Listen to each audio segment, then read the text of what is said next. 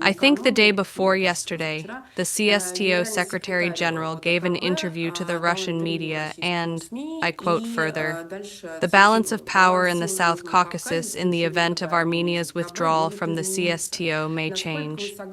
To what extent do you agree with the Secretary General of the organization, and how do you think this balance of power could change? Well, I think that if you have questions about the CSTO as a structure or questions about the motives behind certain information materials, interviews, and statements, I think it is better to address the organization itself.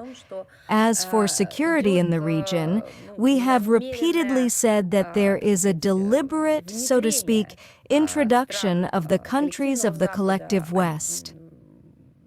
Some Western states are entering the region not for peacekeeping purposes, but in order to destabilize the situation, in order to engage in, among other things, the collection of information of an absolutely clear direction against states, in order to monitor the situation there. Again, not from the point of view of any peacekeeping monitoring, but simply in order to derive other economic benefits. But most importantly, not so much benefits for themselves as to destabilize the situation in all directions in the region. Therefore, these trends are undoubtedly disrupting the balance of power in the region and, most importantly, literally harming the peaceful settlement and peaceful existence that should have been established on the basis of the relevant agreements in the region. And it would hopefully open up, but it would definitely open up opportunities for economic growth, for the use of logistics, for the development of economic potential, which is aimed at the well-being of the peoples of all countries in the region.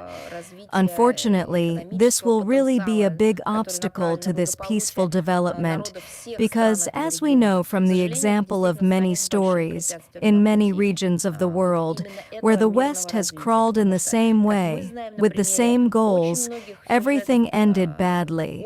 New conflicts were provoked, old conflicts were activated, and people were divided.